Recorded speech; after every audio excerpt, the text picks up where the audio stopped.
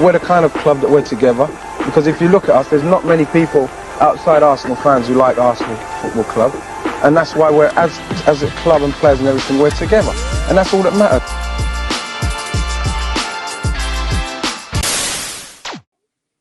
What's good, people? You're back with me, Julz, and my brother Elts. Big up. The Arsenal bloodline. And you're back for another episode of the Red and White Aftermath, where we will be recapping the weekend's action. Of course, there's only one place to start, and that is with the Arsenal. 3 points. It seems to be a good luck charm this season, bruv. Going down to the Emirates and watching these home games. So it's a lot of goals scored, none conceded. Top man's scoring his goals. Team's playing well. How was it for you? Yeah, another good performance at home. That for me, I think, was probably the most enjoyable, entertaining game, I'd say, for a long while. Better than any game from last season that I went to. Of course, I missed the Man City game, I missed the Real Madrid game, the two best games of the season. Ironically, I didn't go to. But every other game I went to was poor, boring, backwards, sideways, pedantic. But that was anything but. That was great. There was some great passage of play, great 1-2s, great link-ups all over the pitch. Eze and Cagliofore and Marino just doing nice little triangles. And it was nice to have two wingers that were not afraid to attack their fullback, and both wingers were having success. It was nice to see Gyökeres score as well. And nice to see another solid defensive display, but I think we can just kind of bank on that these days. Our defending is so good. Man. David Raya as well. I think a lot of people missed the fact that David Raya made an unbelievable save. Oh, the fingertips, man. The fingertips onto it. Yeah. That was such an innocuous chance, you could say. The way it come off his chest and just looped up. But yeah, David Raya, everyone to a man played their part on. I think so. Yeah, I think it was a game where you don't look at anyone and think, "Oh, you underperformed. You could have done a bit better." Everyone played well. Other players like Mosquera for me, flipping hell, man. Yeah, he was good as well. He passes forward. He's looking forward and he's like, right, if I can get it there, I'm going to have a go. He's going there, and he kept doing it. And he kept looking for that. Kept doing can I get it forward rather than backwards? Can I get it forward? Even there was a point in the second half where normally you just pass back to Raya. He was like, no, I'm determined to turn and keep the ball and go forward. Yeah. Let's keep it moving. I like that about the kid. Yeah, he breaks lines, man. He doesn't care. Yeah, he goes through. Yeah, and he's young. You're right. He's mad young. So, yeah, man. It's refreshing. It's refreshing to see. So far, it's been very refreshing, this squad. And to think as well, bruv, no Kai Havertz, no Odegaard for like 70 minutes, no Bukayo Saka, no William Saliba, and there was no threats. It was all good. Marino, he had some good footwork in that game, some good skills, good tight play, and just confidence. I don't know if it is because he's obviously getting starting for Spain or playing for Spain, and he seems to have a lot more confidence than normal. Because I remember you saying last season he's very slow, very, very, very slow on the ball, but he seemed to have sped up his game a bit as well. So that. Fair dues to him. I think Marino played well. Flicks are beautiful, yeah. He had a good game, man. He played well. I was also happy to see Ethan get his time. Yes. And he was good, man. He was good again. He was good again. Direct. He's different to Odegaard, man. He's different because I don't know if it's because he's young and he hasn't had that exuberance coached out of him yet, but he's refreshing for me because he just drives. And Odegaard doesn't have that same that drive that Wanyeri has. He'll pop off a shot. He wants to score and he does things directly. Whereas Odegaard sometimes takes a bit too long for me. He's a bit too. Yeah, he's methodical. Too much. He's methodical. It's like, I won't do that. I might lose the ball. I won't shoot there because it's a waste. You don't buy a ticket. You don't win the lottery, man. And for me, bro. I don't know. Can you tell me? Yeah, 'cause do you remember the days when we used to watch Odegaard, right? Every game, there used to be a skill that would make you go, oh, look at that. Or every game you do a pass and you go, oh, look at that. I can't remember the last time Odegaard done a skill that made me go, wow. Or the last time he picked out a pass. It's true. It's like he's regressing. He's playing within his capabilities. He's got a lot more capabilities. And for some reason, I don't know if he's paying so much attention to what Mikel Arteta is saying and it's sticking in his head. So he's doing those things Yeah. rather than his natural, because he doesn't seem to be playing naturally. It is robotically. It's no, I can't go that way. No, he literally looks at a man and goes, "No, I'm not going to do that. I'm going to do the complete opposite." So it's like, and he doesn't have shots. He started shooting towards the end of last season, but he used to shoot a lot. Or right, I'm going to have this. It's mine. Yeah, I don't know, man. Obviously, this thing about the right hand side, it's obviously the combination of Martin Odegaard, White, and Saka. We're so dependent on them creating for us. Yeah. The left hand side gets forgotten about, which has been Martinelli's detriment, right? He doesn't get enough of the ball to do what he needs to do. And yeah, I also think with Martinelli, though, I think he doesn't get enough of the ball, but when he does, what he does with it is poor. With Eze, he didn't get enough of the ball, but at least when he got it, what he was doing with it was true. Yeah, he was decisive. Eze, he knew what he wanted to do. As soon as that ball went over the top, he knew, I'm not going to control this. I'm just going to let it bounce. First time, bang. And you know what, as well, Joel? I don't think you can underestimate the quality. It seems like it was easy, yeah, but the quality of that pass to Gyökeres. No, it was on the half volley. On the half volley left foot. That was not easy. And Martinelli, I couldn't help but think, what would Martinelli have done in that situation? He would have tried to control it, and he would have come back onto his right foot, and then God knows what he would have done after that. Do you know what I mean? The chance is gone, yeah. Any word on Noni Madueke? Yeah, Madueke, man. Flipping hell. I thought he would do well for us, but maybe not as quick as. Maybe he wasn't going to have the opportunity to do what he's doing now. But yeah, he's taking it, man. He's taking his opportunity, and he's actually saying he's firing shots. He's firing shots at Saka, saying, "Boy, he's going to take something to get me out of this team," because he's doing what he's supposed to do. And like you said, he's a different player. He's more direct. He wants to attack his fullback, 100%, rather than cut inside on his left foot and maybe have the shot or link up with Odegaard or Nwaneri or whoever. It's no, I can take him, and I love that, because that's what I want my players to be doing. Going, I'm better than you. I'm going to roast you all day long, and that's the confidence. And you can see it when he does his interviews. He's very confident, but it's that quiet confidence, not that arrogant. It's quiet. Him and Eze, by the way, it's quiet. They know how good they are, but I'm not going to say it. I'm not going to say it, right? And that's what they're doing. And I'm very pleased for him. Very pleased for him. I'm happy for him, but I make that point to segue in Bukayo Saka, because we're talking about selection options and headaches. Realistically, look, Noni's he's had a good start to his Arsenal career. Amazing game. I thought he was the man of the match on Saturday. I thought he was. I think that's what you call having your defender on toast. He had that guy on toast. Yeah. He was beating him at will. It was a nightmare for him. However, Bukayo Saka is still Bukayo Saka.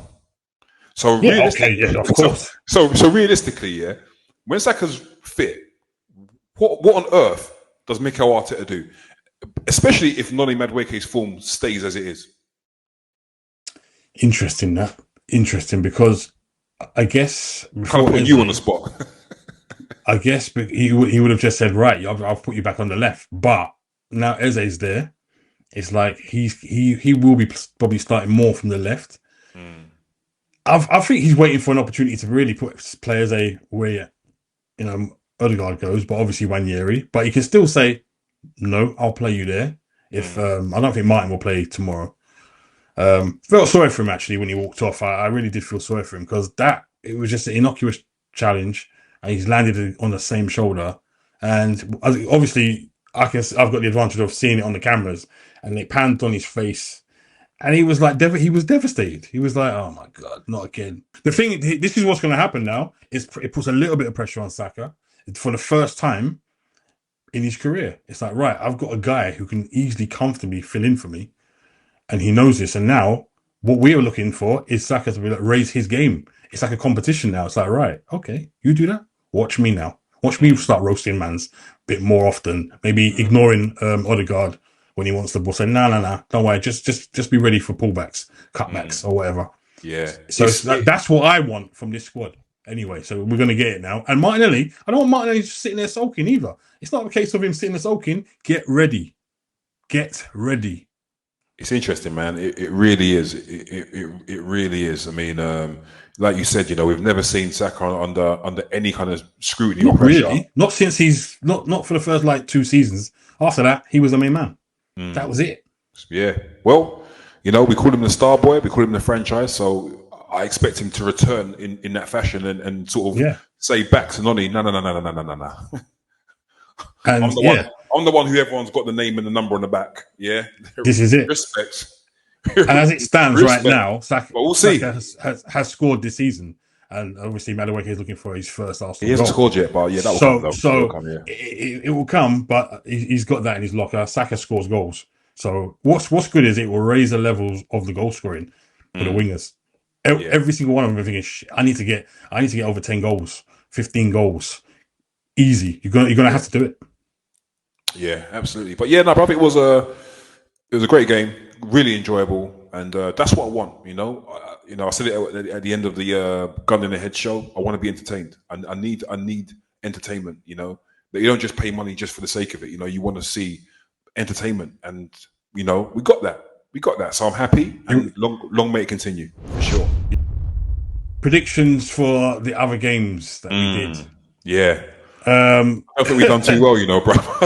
I don't think we did at all. I think you did better than me, though. I think you got more results, definitely. I can't remember what I said. I think I can remember. So basically, we went for 5 games. We do 5 games every week. So starting with Bournemouth versus Brighton, I'm pretty sure you got that one. No, I didn't. I said it'd be a draw. All right, you said 1-1, and I said 2-2. Maybe both win the draw for that. Yeah, so don't know. I think it was a kind of a close game, actually. You know, Bournemouth winning it on a penalty. How Semenya's not had a move this summer is beyond me. There's got to be some team that needs him. Yep, they're called Arsenal, bro. They're called Arsenal.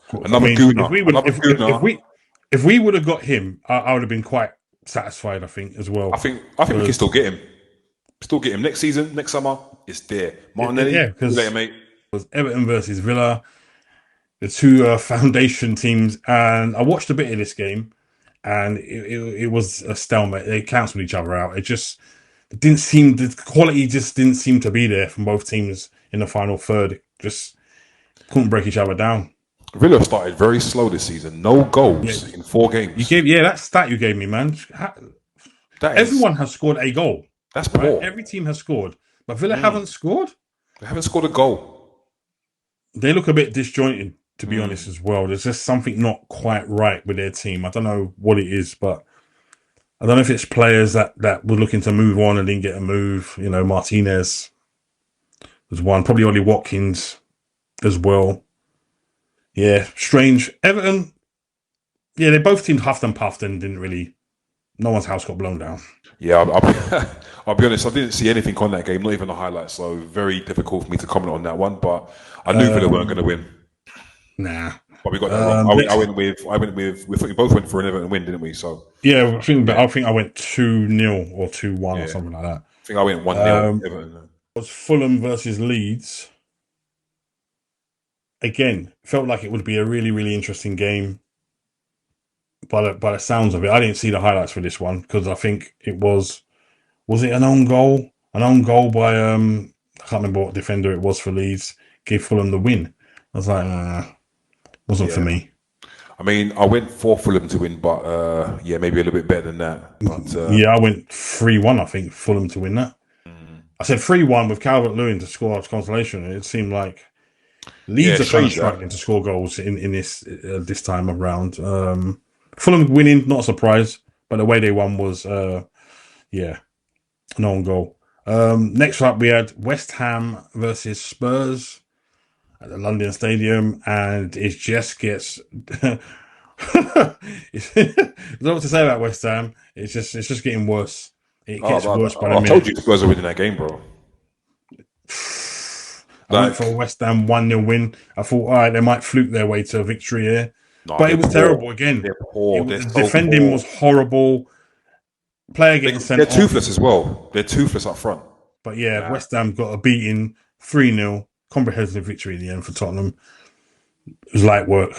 West Ham are going to struggle this season. They're going to be at the bottom or relegation battle. By the way, I didn't think, and I'm not just saying this because it's them, but I didn't think Spurs were particularly that impressive or mind blowing. I just think West Ham were really poor. They're quite different under Thomas Frank. It's not the same rip-roaring football under Big Ange. It's more methodical. It's just, they give the Kudos does bits. That's it, really. I think it'll be an interesting game next week because they go to Brighton, so that'll be quite interesting as well. I think the Spurs. That's a good game. Okay, that is interesting. And last but not least was the Manchester derby, Man City versus Man United at the Etihad Stadium. And again, Ruben Amorim under a lot of pressure. He refuses to change his ways. He's not going to change. He says, "I'm not going to change. You need to change the man." We've heard this time and time again from him now, and so it is what it is. It's three at the back. Three at the back. He plays the fullbacks alongside them, either side, and he always changes the personnel every single game. I don't think there's been a game where he's kept it unchanged. So you can't build anything like that. You know, I actually thought Man United didn't do too badly in terms of attacking. I thought Bueno done all right. He had some great shots that Dumorama made some great saves from. You know what it looks like with Man United to me? It looks like they're just a slightly better version than what they were last season. But they're still poor. Yeah, going forward. But yeah, like you said, Sesko didn't really offer anything in that game at all. But then, having said that, they don't really get crosses in. So, no. And I don't really know what his style is either. You know? All right, guys. So now we are going to do MVP of the week and donut of the week. So, Elts, it's over to you. All right. So, MVP of the week is going to go to Martin Zubimendi. I'm going to give it to Martin Zubimendi because he scored 2 very good goals and he had a good performance as well. And I just think, and I think he's had a very, very good start to his Arsenal career. I've been impressed by him ever since pre-season. I don't think he hasn't put too much wrong in terms of, there's nothing that he's done in terms of mistakes. Everything he's done has been impressive. I think he's quality. Yeah. I think he's added. I think he's taken us a level above, and he's adding goals. So that goal, the first goal was so good, and I can't. The technique was so good, and I can't work out if it deflected or not. I've watched it about 30 times, and I still can't work out whether it deflected or not. It's just that the ball seemed to take on extra pace. And I don't know what caused that. Yeah, it's a weird one, but it was a beautiful goal, beautiful goal. And I just think as in terms of his accumulated performances thus far this season, and then the 2 good goals plus his performance, I'm going to give it to him. Shout out to Noni Madueke as well. I thought he was sensational, but I thought Martin Zubimendi played very, very well, and he scored 2 goals. So I have to give it to him. I'd agree with that one. No doubt. The donut of the weekend for me is I've never seen a clearer case. Hannibal Medri or Mebry or whatever his name is, I don't even care. What? he just ruined things. He just made things so much harder for us, man. Why did he do that? Why did he do that? Burnley. He's doing the old chicken arm comes out.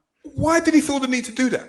After battling with 10 men, you're 1 minute away from getting such a good draw, and you go and do that.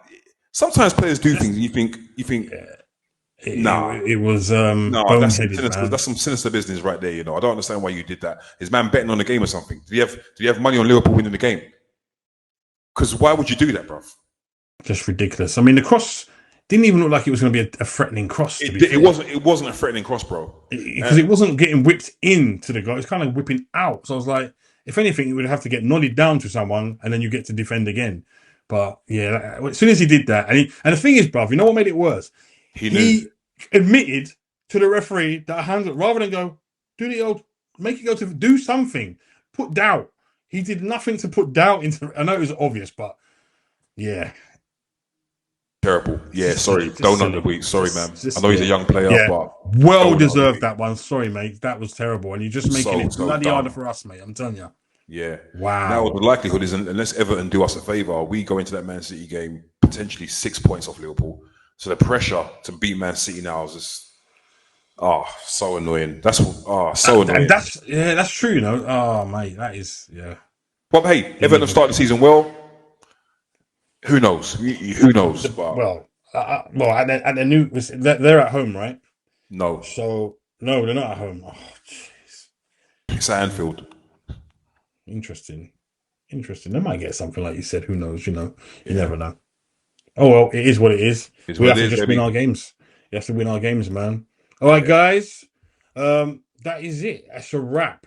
Thanks for watching. Remember, like the video, subscribe if you're new, and we'll be back with another video soon. Keep watching. Stay tuned. I'm out.